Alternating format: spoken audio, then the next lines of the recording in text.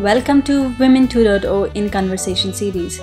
Today we are going to talk to Amra Tareen, founder of allvoices.com. Tell us a little bit about yourself. I am CEO of All Voices and also the founder of All Voices. Where should I start? So I am from 3 continents. I was born in Pakistan. I went to high school in Australia and then came to the US to go to Harvard Business School. And then decided to stay in the US and work for Lucent Technologies, then Ascend Communications. And then I was a venture capital capitalist. I was a venture capitalist for about 6 years before I started All Voices. So I've had a wonderful career so far. I was an electrical engineer, computer science turned a business person. I've done product management, marketing, investment in startups, and now I'm actually doing one. I have 2 small children, a 4-year-old and a 7-year-old. So life is very full, and it keeps me going. So I call All Voices my 3rd child. So I'm one of those women who actually, most women you see are very young in their 20s who actually do startups. For me, I always felt I needed to get the right work experience to get to understand how to build team, to manage people. And when I joined Seven Rosen, I had the opportunity to join a startup before Seven Rosen, but to me it was very important, even though I had an MBA, was to learn about how to finance a company and what makes a business tick. So when I joined Seven Rosen, it was only for 2 years, and for me to get, learn about startups and learn about financing and then go and start one or join one. But in 2000 when I joined, Seven Rosen was actually raising a bit larger fund, and they needed people who could help be part of the new large fund. They doubled in size. So I guess it was being at the right place at the right time. They needed a warm body who had analytical skills, and that's how I became a partner. And to me and my career, every step is like a stepping stone. It's a learning opportunity. You grow as a person. And then, after the time is right, when you need to start something and you go and do it. Who have been your key influences?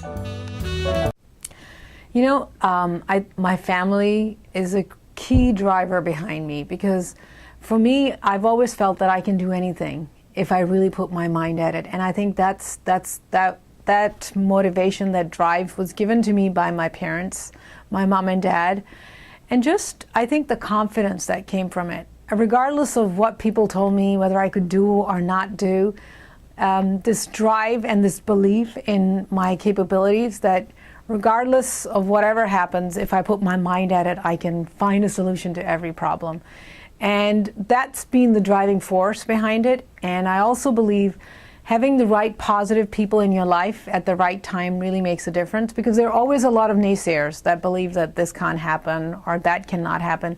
But finding the right positive people, whether it's your parents, whether it's mentors, whether it's friends, to keep you going through it is very important. So when I was starting All Voices, I have to share this with you. The marketing director at Seven Rosen was just awesome. I had quit Seven Rosen, and All Voices started with just an idea, and I had nothing on paper. I didn't have my founding team put together. So what I started saying, okay, I want to build a community where people can share what's going on the ground, no matter where they are in the world. So, being a technologist, I knew we needed a technology platform, and then we needed to build a community and technology to have a low-cost model, which brought my business skills. But I was not from the media industry. I wasn't a social marketing person. I was from telecom and software and services. For me, it was reinventing myself from a telecom software person to a media person, which, by the way, I don't believe I'm a media person. I am still a technologist at heart. But just meeting the right people, getting introductions made. I would look at deals at Seven Rosen, and through those people that I would meet the entrepreneurs, I would find the next people, just through emails, through getting to know people. I came across a founding team which was trying to do something in social media around news, and I met those people, but realized pretty quickly that we did not have the meetings of the mind. But part of my founding team is Eric Sundeloff and 2 professors from Northwestern. So I met Eric through a team of people. I was trying to figure out if there was anything that would work. But I found this 4th person that I had more associations with and knew I could work with. And then again, my 7 Rosen marketing director was looking for technology and would do PR searches and look at databases and found the people in Northwestern. So I went around Stanford, Berkeley, Northwestern, a lot of places to find the right technology that would be the underlying technology for All Voices.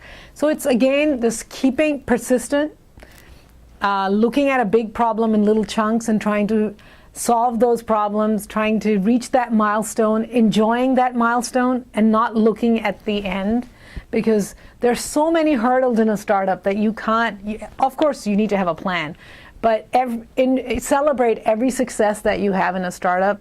And from every little failure in that startup, learn, and do not say, throw in the towel, but continue to find why it didn't work and how you can solve it. How can you, get over that problem to the next step, and continue to work on it. And if you look back, you'll see, oh my God, I've achieved so much. But every day you may feel like you're not going as fast enough, or you're not doing as much.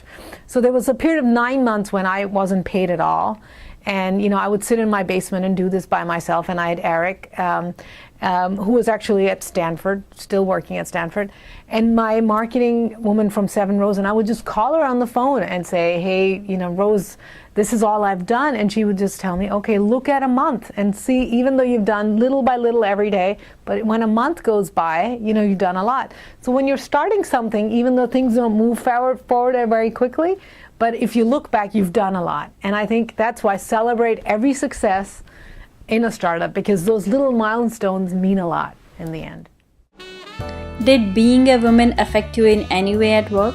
If you spoke to my husband, he would say that I'm a man dressed up as a woman. Not that I'm bitchy or anything like that.